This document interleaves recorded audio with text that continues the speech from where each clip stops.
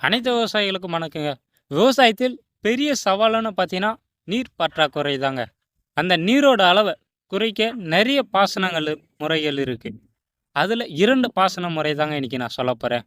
1 சொட்டு நீர் பாசனம், 2வது தெளிப்பு நீர் பாசனம். இதில 2மே பெஸ்ட்டுன்னு தான் நான் சொல்லுவேன். சொட்டு நீர் பாசனத்த விட தெளிப்பு நீர் பாசனத்தில தண்ணி குறைந்த அளவு இருந்தாலே போதும். பட் ஆனா ஹை பிரஷர்ல வேணும் தண்ணி. அதுவே சொட்டு நீரில ஒரு டேங்கை வச்சு நம்ம தண்ணி விட்டாலும் சொட்டு நீரில் தண்ணி பாயும்.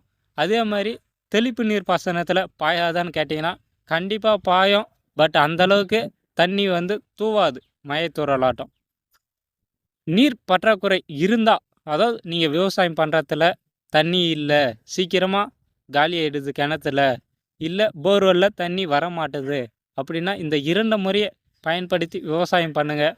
கண்டிப்பாக நீர் பற்றாக்குறையை நம்ம தடுத்துடலாம்.